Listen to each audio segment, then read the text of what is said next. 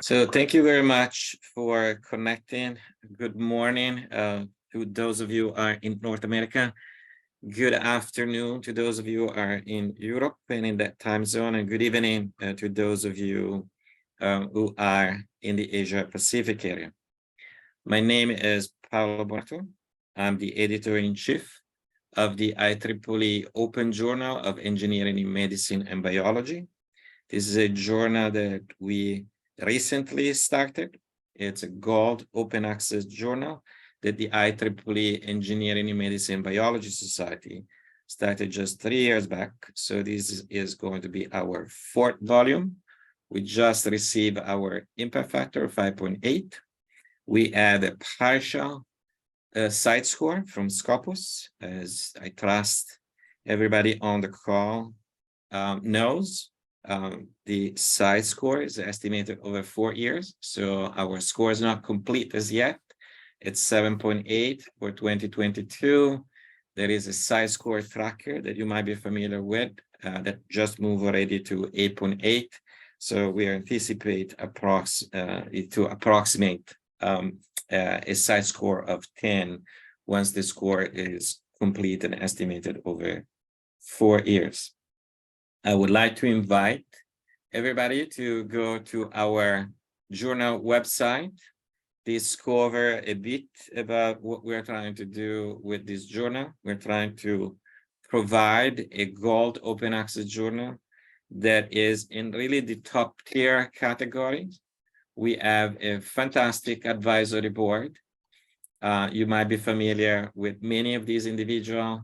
I'll just mention randomly a few: Carla Poole, Don Imberg, Gilda Barabino, Jim Collins, John Rogers, Joyce Wong, Maria Chiara Carrozza, Michael Miller, Nick Pepas, Natalia Troyanova, Bob Langer, Shankar Subramanian, Tejal Desai, Weti Jung. We have a fabulous group of area editors, among which the guest editor of these special issues. These are areas that we're particularly promoting. The area editors are leading special issues.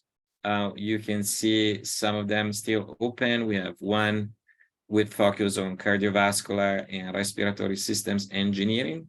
And because we are an open access journal that publishes on a rolling basis, you can still contribute to these special issues by getting in touch with the area editor assigned to each one of these special issues, even if some papers might be already available in early access on the IEEE Explore page.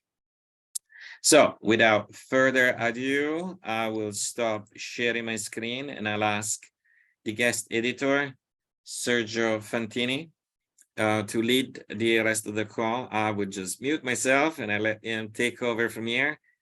You're probably familiar with Sergio's work. Sergio is a professor at Tufts University, an expert in the topic of this special issue, very well known internationally, and a dear friend. So Sergio, the floor is yours. Thank you. Thank you very much, Paolo. Thanks for the introduction. And welcome everyone to this webinar on the special section on biomedical diffuse optics for the brain in the IEEE Open Journal of Engineering in Medicine and Biology. So there are going to be 4 contributions to this special section, and this is about the area of non-invasive optical sensing of the brain. This field was really started by a seminal paper in the 1970s by Franz Jepsis, who was the first one to propose, to suggest that near-infrared light can be used for cerebral hemodynamic and metabolic assessment. And then in the 1990s, there were commercial cerebral oximeters that were developed. In 1993, a few seminal papers on functional measurements of brain activation came out in the US, Europe, and Japan. So this was exactly 30 years ago. And so we're celebrating 30 years of the birth of functional near-infrared spectroscopy. And over the past 20 years or so, oscillatory cerebral hemodynamics have been studied over a range of frequencies, about 1 Hertz for arterial pulsation and pulsatile blood flow associated with the heartbeat, respiration at 0.2 or 0.3 Hertz, all the way down to low frequency and very low frequency oscillations in the 0.1 or even 0.01 Hertz region. So today we're going to hear about all of these topics. So we're going to have talks about cerebral oximetry, about functional near-infrared spectroscopy augmented by deep learning. And we'll also hear about cerebral hemodynamic oscillations and how they can be measured and what kind of information can be extracted. So these presentations today will give, I think, a nice snapshot of some of the areas of non-invasive optical studies of the brain. The format is that we're going to have the 4 papers briefly summarized by the authors. Each will have about 5 minutes to summarize the content of the paper and the major results. And then these short presentations will be followed by a panel discussion where we will, which I will moderate, and we will go about some questions and perspectives and views about the direction of the field. So without further ado, I would like to start with the first presentation. This is coming from the group of Amir, who is professor of medical imaging at the University of Birmingham in the UK. And the paper will be presented by a PhD student in his group, Robin Dale. And the paper is about high-density functional near-infrared spectroscopy with deep learning for motor task classification. So, Robin, you can. Great. Thank you, Sergio. Here I go. I'll share this. That's good. Got a spoiler there. Can you all see that? Yes. Okay, great. Cool. Okay, thank you. So the title of my paper and my talk is System-Derived Spatial-Temporal Convolutional Neural Networks for High-Density fNIRS Brain-Computer Interface. So as some of you will know, a brain-computer interface is any system where measured human brain activity is used to control a computer system. So a classic example of this would be to restore physical capabilities to people with neuromuscular impairments. That might be an amputee or someone with just limited movement, and you want to classify intentionally generated brain activity and use that to control a computer system. That could be to choose between options on a screen. It could be to control a wheelchair or even a prosthetic limb or something like that. Now, in the last few years, there's been some great research showing that you can basically this whole signal processing section of the brain-computer interface paradigm, you can use a neural network trained on labeled data to take raw fNIRS data and directly classify that based on the task that the person the data is coming from is performing. Now, a lot of the recent fNIRS systems, especially the wearables, are high-density systems. So instead of just having a few positioned measurement channels across the area of the head you're interested in, you have kind of sources and detectors all over the head. You have lots of overlapping measurement channels. So in this project, what we were trying to explore was whether we can improve the classification of the convolutional neural networks we're using for brain-computer interface by encoding the spatial relationships between the high-density measurement channels in the fNIRS probe. So, for example, here is the high-density probe that we work with on the left. These blue circles are the detectors, the red circles are the sources. And as you can see from the lines, this gives you, this really dense grid of overlapping measurements of different distances. And obviously the different greater source detector separation channels have a greater depth of sensitivity inside the head. So what we did in our pre-processing pipeline is that for each channel, we take all of the measurements of a particular source detector separation. So for example, these red lines are what we call the nearest neighbor 1 channel. So they're all 13 millimeters source detector separation. If you take all of those measurements, convert from intensity measurements into hemoglobin and oxygenated hemoglobin concentrations and arrange them according to the center points of the measurement channels, you get these nice grid-like images of your measurements. And you can do that the same thing for the second nearest neighbor channel, so that's just the longer channels, and you can do that all the way up for each source detector separation. Now, this is different from how data would normally be input for a neural network. Normally for convolutional neural network, you would have, you know, a 2D matrix where you have your measurements against your time steps, and then you basically train temporal filters to extract temporal features from that data. What this arrangement allows you to do is that you stack up these measurement images like video data, and then when you apply convolutional filters, you apply them not only over the temporal dimension but also over the spatial dimension as well. And as you can see, there's spatial information in this data. So in our experiment, we just have our participant either tapping the fingers of their right hand or tapping the fingers of their left hand or resting, and then we have the model classify which of that data it is. This data is block averaged over several runs of a left hand finger tapping task. So you can see in this bottom right grid image that you can see the increase in oxygenated hemoglobin in the right motor cortex and a corresponding decrease in deoxygenated hemoglobin. So you can see just by looking at the data that there's spatial information here, and we're trying to train the network to automatically extract those spatial relationships. I'm going to skip that one because I don't want to run out of time. What we essentially found is we compared this model, this 3D spatial temporal model, to a similar model but without the spatially resolved data, that's the orange, and then to a conventional temporal only convolutional neural network, that's the purple. So the green is the proposed model here. When we trained the models on data from all subjects and then tested on one subject, we basically found that there was no statistically significant difference between the performance of the different models. However, when we moved over to a subject-independent paradigm, so that means we removed the data from one subject from the training data, trained the model on all the other subjects, and then test on that left-out subject, then we found a statistically significant increase in classification accuracy for this spatial temporal model. Our interpretation of these results at the moment is that the spatial temporal model is essentially more robust to small changes in the position of the hemodynamic response. Now, that can be caused by differences in the positioning of the probe on the head, or it could also just be caused by different, like, physiological differences, like where the probe was placed in each person and which exact region of the brain is responding for each individual subject. So in summary, system-derived spatial temporal feature extraction improved our subject-independent classification. This model also provides an easy and intuitive way for incorporating additional data types. So if you imagine at the moment, we have these different channels to our data. We have the oxygenated hemoglobin, deoxygenated for each source detector separation.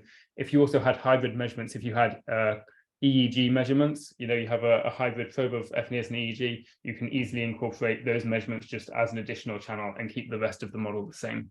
And this is, in general, this is just an example how when we're when we're working with convolutional neural networks, because they have this spatial component where you're applying filters over spatial dimensions, the design of the network can and maybe should influence how you design the probe, because that can facilitate different types of feature extraction.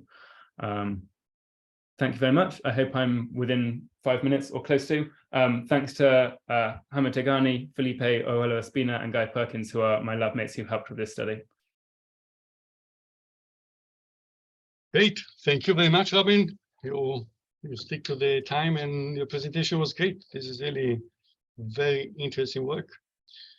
I'd like to move on to the next presentation. This is going to be from Jana Kainerstorfer. She's Associate Professor of Biomedical Engineering at Carnegie Mellon, and she will present her paper on cerebrovascular impedance from blood flow and blood volume oscillations at the cardiac frequency measured with diffuse correlation spectroscopy and near-infrared spectroscopy. Jana. Thanks, Sergio. Yeah, so this is really not my work. This is my student's work, or former student Jason Yang, who just accepted a postdoc and has moved on. But I do want to talk about cerebral vascular impedance as a new way to look into autoregulation, cerebral blood flow autoregulation.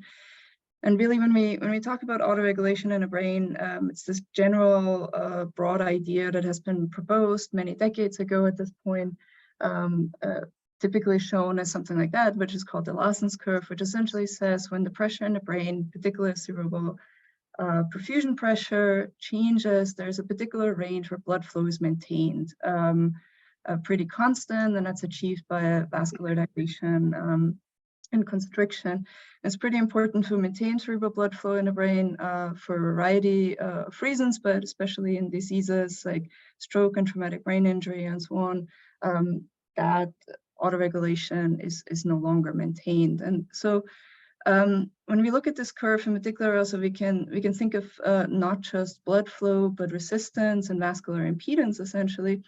And what we're saying in the paper is that, well, can we, instead of measuring blood flow on its own, can we quantify vascular impedance? So that's C as a function of frequencies, as like this change in pressure over flow, and can we use that as a biomarker to say something about autoregulation intactness? And so typically when we think of autoregulation as a concept, we can talk about it in a systems representation, essentially say that blood pressure and blood flow are related by a term that is impedance. That's the one we're interested in this compensatory mechanism, which really says that blood flow regulation, autoregulation usually is enacted on with low frequencies, not so much high frequencies. And effectively what we're saying is let's use the cardiac pulsation that we can measure in the brain, which are not regulated, so essentially saying there's no active constriction and dilation to maintain blood flow, and can we use the pulsation to estimate vascular impedance, and can we use impedance to quantify the intactness or to quantify cerebral autoregulation. So what we do in order to do that, we use optical methods. Specifically, we use diffuse correlation spectroscopy, so that measures the intensity autocorrelation function. And near-infrared spectroscopy, that's primarily looking at absorption changes in the brain, give you a visual idea. The systems are essentially shoebox size optical fibers that go on the head. But one method measures microvascular blood flow, and the other one microvascular hemoglobin concentration changes. And so what we can measure with those two methods is effectively a cardiac pulsation in blood flow, so that's on the left-hand side, and then on the right-hand side in total hemoglobin. And as I said, impedance is this relationship between pressure and flow, and essentially what we get is a flow component with DCS. An assumption we have made and validated in the paper as well is that we can say pressure pulsations can be substituted with total hemoglobin changes. And so we're using those two signals and combine the two and say, okay, we measure those time traces in the brain at the cardiac pulsation, we filter them to really only get the heart rate signals, apply a Fourier transform, and then calculate the vascular impedance at the cardiac pulsation. And so what we wanted to know is, does this change, as this impedance curve that I've shown you earlier, can we plot that as a function of cerebral perfusion pressure? So what that really means is we went into animal models and we used DCS and NIRS to measure blood flow and hemoglobin, and we change intracranial pressure, which subsequently changes cerebral perfusion pressure to really achieve this entire range of autoregulation. And so again, this is the concept. Blood flow has been shown as the Lassens curve, and we really wanted to see is, can we replicate this conceptually, this red curve? So we calculate impedance as a function of frequency. Only the frequencies at the cardiac pulsation and its harmonics are then used to essentially get a number of impedance as a function of pressure. Then we change pressure, and we can build up this impedance curve. And so what we see is that our curves in this particular animal very much corresponds to what literature is essentially saying the impedance curve should look like. So in comparison to Lassens autoregulation curve here, And just very briefly saying that we have an average of 3 animals and we see those particular trends as well. Now, what is nice about this curve is that we can definitely quantify the lower and upper limit of autoregulation, so where impedance changes. And the nice thing is that the left-hand curve, the Larsen's autoregulation curve, usually requires hours and hours of measurements and a large variability in perfusion pressure or blood pressure. And on the right-hand side, we're really using the cardiac pulsation, which is a signal we get for free anyway in the human body or in physiology. And what we're saying is it's quantify cerebral or cerebrovascular impedance as an indirect way to look at cerebral autoregulation. And so the benefit of that is that we can use that continuously at the bedside with those optical methods. And it's, again, the paper is all about an indirect measure of cerebral autoregulation. So with that, I would like to thank the lab, in particular Jason Yang, who's really done all the work. Happy to answer any questions later. Thank you very much. Thank you very much, Jana. Very nice presentation, very nice work. That's great. Let's move on to Christy. Christy, she is a PhD student in my own group, and she's a graduating PhD student, so graduating that she will defend her dissertation on Monday. So this is going to be your last official act as a member of the group. So Christy will be talking about cerebral hemodynamics that are coherent with spontaneous arterial blood pressure oscillations. So we remain in the realm of cerebral hemodynamic oscillations. All right.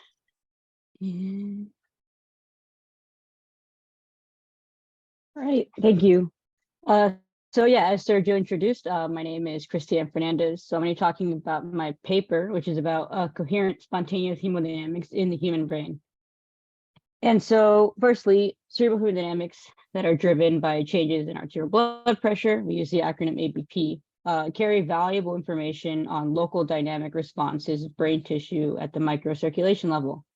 And these arterial blood pressure changes, when we study them, can be either induced. Our lab typically uses like thigh cuff oscillations that oscillate your blood pressure, but they can also be just spontaneous oscillations in ABP that happen naturally.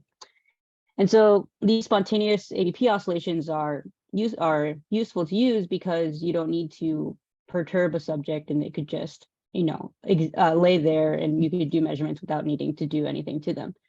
And so these spontaneous oscillations have been shown to have lower coherence with cerebral hemodynamics, and they've been shown to have the highest coherence at 0.1 hertz in the low frequency range that's used to assess cerebral autoregulation. And so the motivation behind this work was to evaluate spontaneous coherent oscillations in an effort to quantify local cerebrovascular microcirculation responses in a relatively large data set of healthy human subjects. And so we did this on 78 subjects for two sessions each. Each session was approximately 16 minutes in length. We took continuous wave NIRS measurements with the NIRX NIR Scout that had 2 wavelengths and 20 single distance channels at a source detector separation of 30 millimeters. And so this allows us to get measurements of the changes in oxy and deoxyhemoglobin concentrations across the whole experiment. And so we also took continuous arterial blood pressure measurements. And so here's an example time trace of the oxy and deoxyhemoglobin and arterial blood pressure during the experimental time course. And so we wanted to do wavelet, phasor, and coherence analysis to evaluate these spontaneous oscillations. And so we do this between oxyhemoglobin ABP, deoxyhemoglobin ABP, and the logical operator between the two. And so to do this, we basically sectioned it into 3-minute blocks. And we're going to talk about the first block, which is baseline. And then we do wavelet coherence between the hemodynamics and arterial blood pressure. And so we want to look at hemodynamics that are coherent with ABP. So we firstly applied a statistically significant coherence threshold. So it looks something like this thresholded map, where now we're only using pixels that are past this threshold. And so we use an alpha level of 0.05, and the required coherence is approximately 0.93. So And so we also required that these coherent, so we blocked this into multiple frequencies, and we require that we have coherence at the central frequency that we chose, and that it lasts for one period of the central frequency. And so now we basically looked at all three parameters, and we looked at the fraction of time passing coherence requirements during this 3-minute baseline. And you can see here that we have a peak in coherence and all the parameters around 1 hertz, so around heart rate. We have another small peak here around the respiration frequency. And then in the slow frequency range, you have a peak here around 0.1 hertz. And so when we look at the number of data points, the number of subjects in sessions, so that was 78 times 2, with 10 or more channels, you can see that the most amount of channels are available around 0.1 hertz.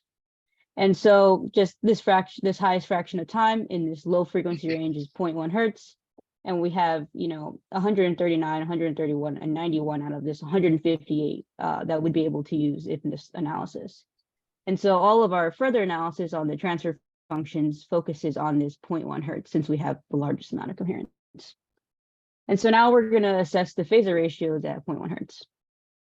And so firstly, we're going to looked at the average phasor ratios for each subject over subjects for each channel. So there's a total of 20 phasors, arrows here.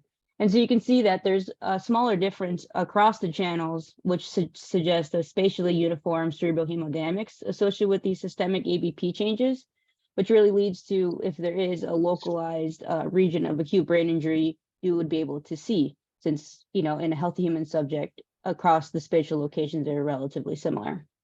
Then we took the average over all the channels for each subject, so a total of 78 arrows here. You can see that there's a larger difference across all of the subjects. So these subjects may be separable from each other, and ththese individual cerebrovascular or anatomical features might be causing this variability. And so we want to conclude, we use spontaneous oscillations that had statistically significant levels of coherence to evaluate this dynamic relationship between cerebral hemodynamics and ABP, with the goal of showing that we can use spontaneous oscillations over induced oscillations. And so these spontaneous oscillations really can be used for the evaluation of cerebral perfusion health, efficiency of cerebral autoregulation, and they can be used with coherent hemodynamic spectroscopy, really, which is an effort to emphasize coherent hemodynamics and to evaluate the direct relationship between hemodynamics and arterial blood pressure. And the spontaneous oscillations can be really useful when wanting to do multi-frequency analysis, because now you don't need to induce blood pressure oscillations at multiple frequencies. You can just look at them all in one time course. And with that, I would really like to thank the NIH for all the funding, and also the Air Force Office of Scientific Research, and all of my co-authors. Thank you very much, Christy. Very nice presentation. I see a very quick question on the Q&A box. How was arterial blood pressure measured? Yeah, so arterial blood pressure was measured non-invasively with just an arterial blood pressure monitor. I'm just going to scroll back so that we can see. So here it's measured with like one of the CNAP system, just measures non-invasive arterial blood pressure using finger cuffs. Very good. Thank you very much, Christy. Nice presentation. The fourth presentation, the fourth paper in the special section is from Dr. Amir Ganj Bakshi. He's a senior investigator at the National Institute of Child Health and Human Development at the NIH, but I don't see him here. I know he was having technical problems logging in, so I'd just like to receive confirmation that indeed he's not going to join, or that maybe he's here and I'm not seeing him. But not hearing anything, I'd like to then briefly summarize what his contribution was about. It was about cerebral oximetry, so absolute measurement of oxygen saturation of hemoglobin in cerebral tissue. But the emphasis in that case was to simplify the instrumentation as much as possible to enhance the range of applications. In this case, the idea was to use continuous wave near-infrared spectroscopy at a single source detector separation. That's the simplest possible measurement scenario. And the idea was to enhance the wavelength space. Measurements in oximetry are usually done at 2 wavelengths. In this case, in this paper, 3 wavelengths were used.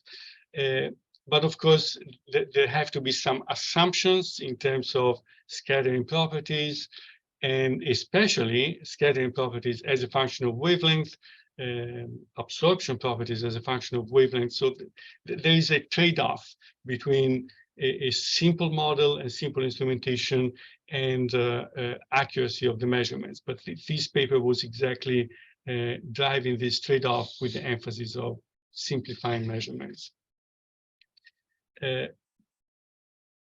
So I would like to, so now that the presentations are done, of course, if Dr. Ganj Bakshi were able to connect, I will still give him an opportunity to summarize his paper. For the audience, I would like to say that the Q&A box can be used. It actually was used once to ask questions about the arterial blood pressure measurements, and I will monitor questions there, and these questions will be directed to the panel.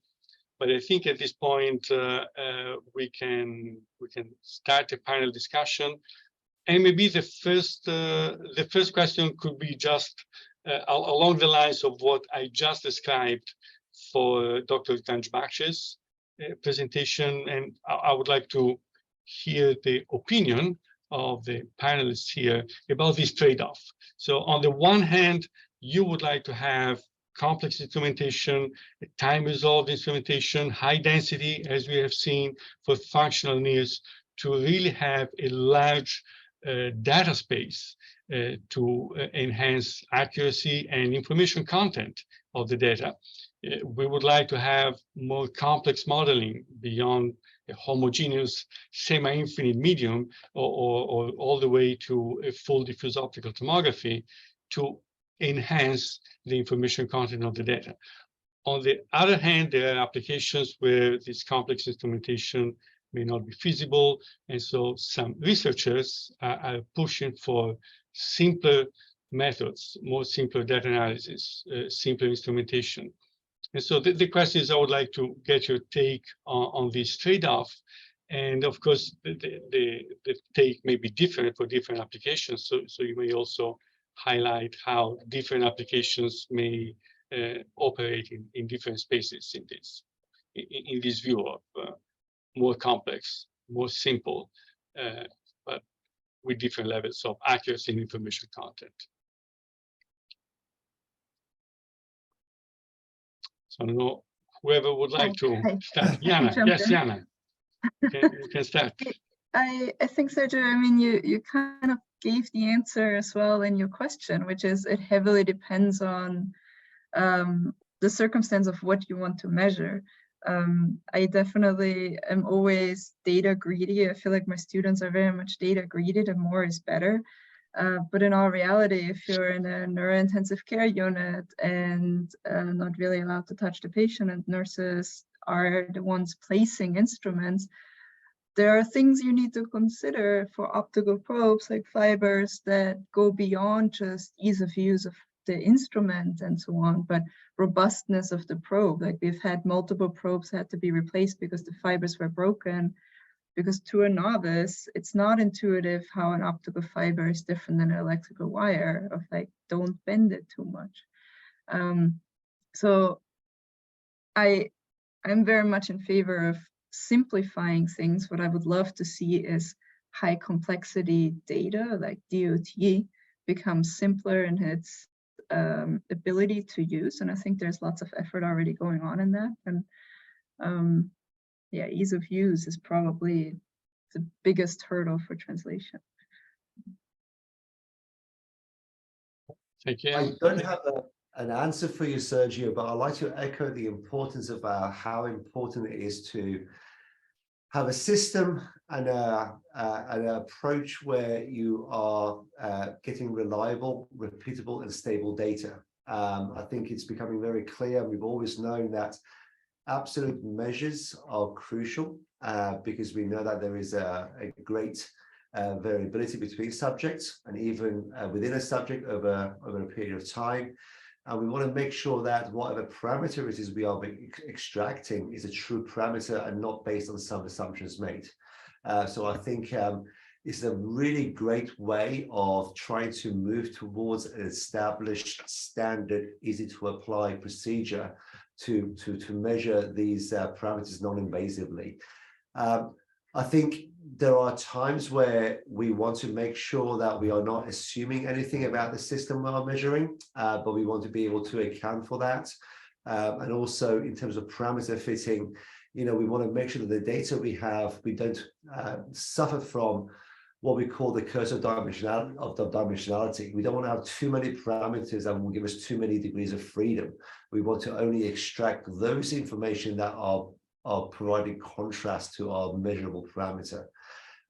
So in short, I think anything that helps us to unify the way that we approach this problem, to help us understand these procedures, to help us define standards, and to help us establish a method that we know day in, day out, we are getting an absolute measure, is a great way forward.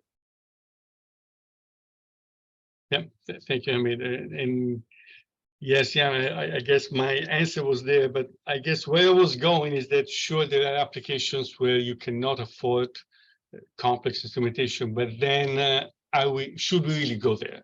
Or should we not compromise about the reliability, repeatability, and where we? So I think the answers were both in these directions. I still don't see questions from the audience on the Q&A. Maybe Hamid, you can start on my next question, which is on AI, machine learning, deep learning. And clearly there's an exploding interest for good reasons about this. And I guess the question is, on the one hand, what is the major potential impact that this can have? But are there potential drawbacks? Are there areas of potential concern about this explosion? What is your take? And then I would like to hear also from Jana and Christy. I think you probably have, between myself and Robin, you probably have both sides of the coin, because I consider myself a non-believer and Robin's job is to convince me. So Robin, do you want to start with your take on what the potential benefits of deep learning for our application is? And I'll finish up. I think so. We already in various areas of diffuse optics, you know, in brain-computer interface where you're doing classification, or in tomography, which is another area we work in several areas, there's already a lot of evidence that deep learning models can achieve extremely accurate results in terms of classification, in terms of image reconstruction. We don't yet know how far that goes, right? Like, it potentially goes very, very far. What's interesting is different domains are getting hit by this whole deep learning thing at different stages. There was like image classification. Now we've got these like large language models is like the big thing in the news at the moment. And basically that explosion happens at the point that there's enormous amounts of data available, right? So we have that for images. We have like ResNet type things that can classify any type of image, do image reconstruction. Now we have like ChatGPT because there's the whole internet worth of training data. I think when the deep learning stuff is going to become really, really interesting in this field, well, just to focus on fNIRS, is when you have, organizations collecting huge data sets of real subject data where there is a consistent standard in how the data is collected. At that point, the application of deep learning here that's the point that it will explode, if it's going to explode. I think that's really fascinating. It's also it makes me a bit nervous, because it's like, who are the companies that are going to have that data? Is it going to be, Meta with the VR, with fNIRS or EEG or something built in? Like, yeah, I don't know. Yeah. But I think we don't yet know. It's definitely a powerful tool. And at the moment, until that explosion happens, we're kind of working, at the moment, we're doing a lot of work on how to simulate realistic DOT data sets, basically. So at the moment, we're constrained by our ability to simulate realistic data. And we can get so far with that, but that we will hit a wall where we get as far as we can. So yeah, so I'd like to kind of reinforce what Robin just said. I think the potentials are phenomenal. Our drawback is that we don't have enough data to kind of use that as a way forward to understand. So the way I try to understand this is that we mentioned this earlier on, we try to extract parameters from a set of measurements, and we do that using some assumptions about the system that we are using. So we are implying some physical model with some assumptions which may or may not be true about the system that we are measuring. And that's how we derive parameters. The nice thing about machine learning and deep learning, when you have a large set of data, is you are able to train a model that the data tells you what those important features are. So rather than systematically setting a set of equations to define what's happening, the data is trying to extract that information for you.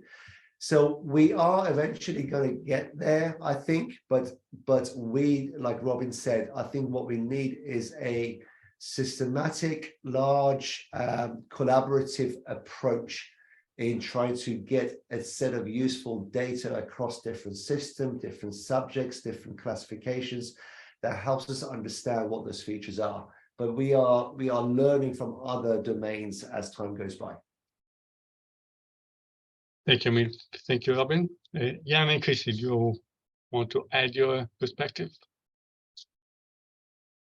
Christy, do you want to go ahead, or? I mean, my perspective on deep learning, at least for NIRS, is that it will become a powerful tool, especially like Robin was saying, when you have a lot of data. Especially if you're doing like image reconstruction with large arrays, it becomes almost physically impossible for just you as the person looking through the data to really find a trend. And I think it can be really powerful in helping you find a trend, but you really do need to, I think you need to be careful in just like trusting what the algorithm's giving you. But it can be very useful for large data sets, but there definitely needs to be some thought behind the types of algorithms, and if you're just blindly trusting the results and all the inputs. Yeah, absolutely. Yeah, thanks, Christy.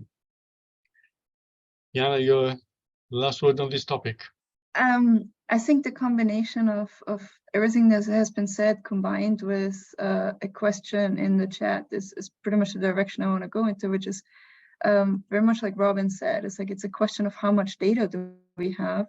Ideally, we combine everyone's NIRS data sets or DOT data sets and create one big model, but which means we need some form of standardization to ensure that the data collected is can be compared between different institutions, between instruments, and so on.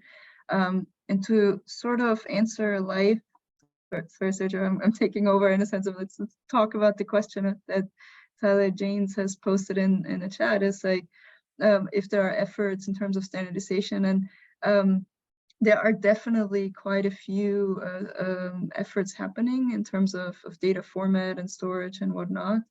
I don't necessarily have much to add there other than I know it's coming. People are working on it. If I can continue on that, there is a society for functional near-infrared spectroscopy, and within that society we have a working group on standards. So there are efforts going on both in terms of ISO standards, data standards, as well as system standards. So for kind of getting some ideas about what's been going on, and I know that the society is always looking for fresh approaches, new ideas, and new help.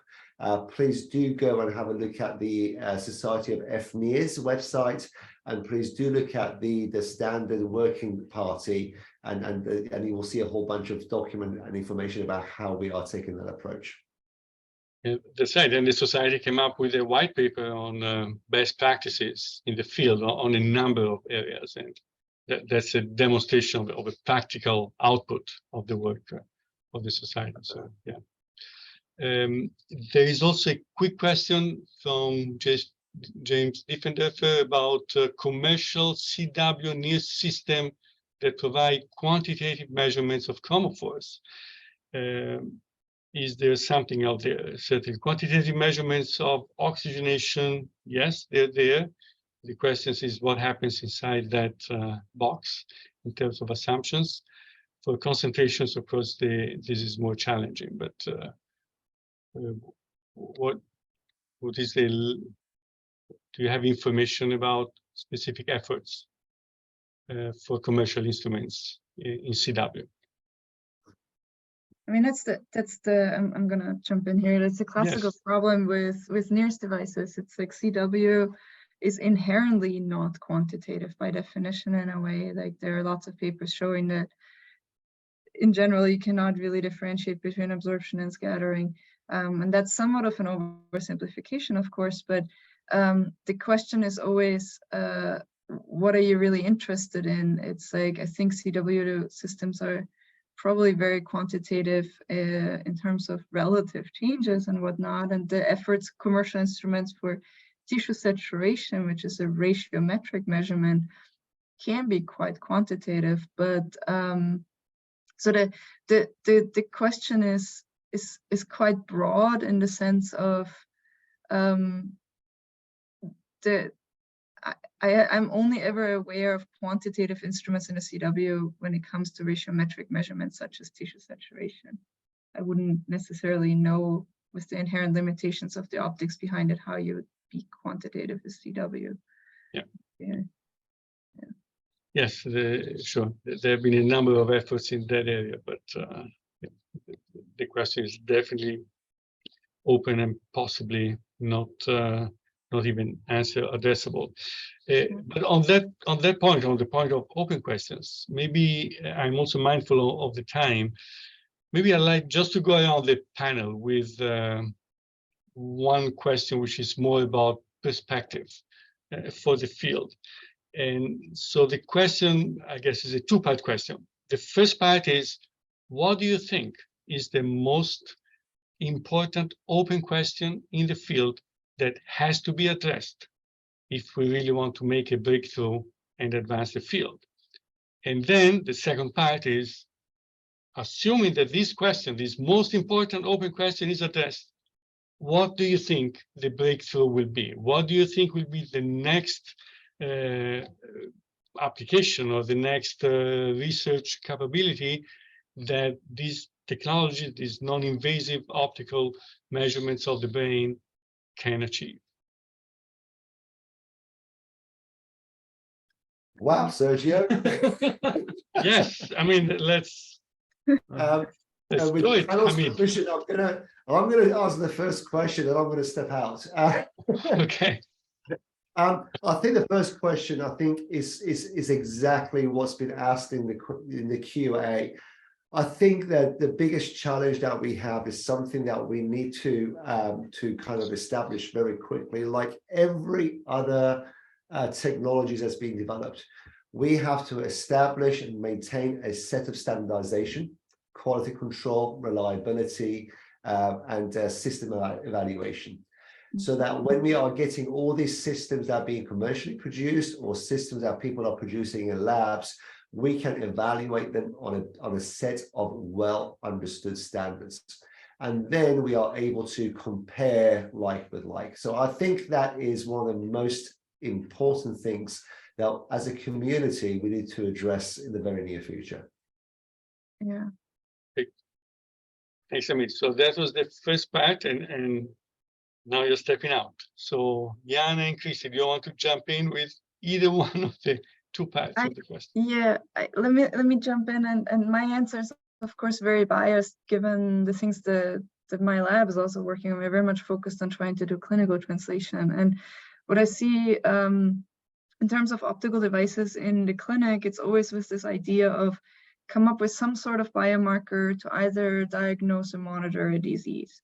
And there are so many beautiful papers in our community coming out, and pretty much any PhD student is happy to publish a paper with maybe 10 patients But I think the biggest hurdle is for actual clinical translation of being in clinical routine is showing that it works not just in 10, but in 100 patients and actual larger clinical studies, which again goes hand in hand with standardization as well. If we were to combine it as a community, make sure that multiple institutions collect data on the same patients in the same manner, or at least with the same format, or also maybe attract more industry interest to really push for larger clinical studies, FDA regulations, and so on. But that's really, my answer is very much focused on clinical translation actually having a clinical impact. Yes. But then, yeah, Christy, why don't you go ahead? And then I have a follow-up question Okay. for both Jana and Amir. Okay. Yeah, I mean, I agree that there are that we would need to build a set of standards for everyone to be comparing their measurements to, and especially, going into clinical translation, that kind of was like the goal of my work in using spontaneous oscillations. But I think throughout my PhD, I found the biggest problem with the NIRS measurements that at least we take and that a lot of groups take, and we've tried to address over and over again, is really the effect of tissues that you're not interested in measuring, such as the scalp and skull, or of adipose tissue on skeletal muscle. And I still, even with all the work that all the groups have done, our group has done, I still think that's the biggest problem that the field has still trying to face, because especially if we go into clinic and we take all of these measurements in a standardized way, but what if that standardized way is being affected by the scalp tissue and we're not really getting true measurements of the brain? So I really think still, and this has probably been the biggest hurdle in the field the whole time NIRS has been used, is really the contribution from superficial tissue, because I think that is, well, I agree with Hamid and Jana that what they're saying is also needs to be done, but you still need to get a measurement that I think actually is what you're trying to aim to measure, and not being contributed from other tissue. Yeah, that's right. And that contributes to the issue of standardization, reproducibility, reliability, because if you have contributions that are variable, that are coming from tissues that is not the brain, that could complicate. But now the follow-up question, and probably there's going to be the last one to end the panel, is yes, there is this need to establish standardization, to have quality control, and to enhance the population of measurements to go into clinical translation. But once we achieve this, so which would be, for example, the clinical application that you think is the most reasonable target for a successful application of these brain studies? Or even if it's not a clinical application, what do you think is going to be the research ability? So even in the research arena, what would be the thing that neuroscientists, for example, can get to that is more challenging now? Okay, so one area that I'm really super excited about, and it's something that we are doing a lot of great work, not just at Birmingham, but I think all around different labs worldwide, is the idea of making this technology a wearable, cheap, and mobile system. And I think this is really exciting, because what it will allow you to do is to monitor subjects in their natural environments continuously, non-invasively. That allows you to kind of evaluate how people are responding to different simulations or treatments or environments. So in a way, kind of helping better develop this whole idea of personalized therapy, personalized medicine, personalized adaptations. And this technology is not all about cerebral physiology. It applies to other physiology, like muscular physiology as well, in terms of sports and treatments. So I think I totally kind of understand the need of the clinical application, But I'm really excited about the fact that we can create cheap mobile wearable devices that allows continuous monitoring. Absolutely, and that's a unique capability. There is very little competition in terms of technology in that area. We still have a couple of minutes. Any last word for you, Jana and Christy, before we jump off? I do have one last comment in a way. It's I do agree with what Hamid just said in terms of wearables, but I'm thinking again more in the clinical domain. Like I would love to see, so NIRS devices in the clinic exist, but they are very limited in terms of their capabilities, and I feel like the field has evolved so much. I would love to see really more enhanced data collection at the bedside for every single neurointensive care patient or any patient during surgery and whatnot. And I feel like the killer application will become very clear once we have this massive amounts of data. I think one of the hurdles that we have not really discussed also is, I know this is not the brain, but even pulse oximetry, the most simplest form of a NIRS device ultimately still has its hurdles, and we haven't quite talked about even just equitability of NIRS. And so I think one of the challenges that, I know I'm ending essentially on a challenge, but I think one of the things that we still need to overcome is a question of hair and skin color and addressing that. And I think I just wanted to point out that there are lots of efforts. I'm really excited about our field actually, not just standardizing data formats and instruments, but identifying ways to really get good quality data from every single subject, regardless of hair and skin color. So, yeah. Very good. Thank you, Jana. So actually, I think we're running out of time. So maybe I will end it here. I would really like to thank all the panelists, Amir, Robin, Jana, Christy. I'd also like to thank Amir, Ganj Bakshi, even though he was not able to join us, but he contributed to the special section. Many thanks to Paolo Bonato for leading this journal so well and for organizing the webinar. And many thanks to everyone in the audience. Thank you very much. Thank you. Thank you.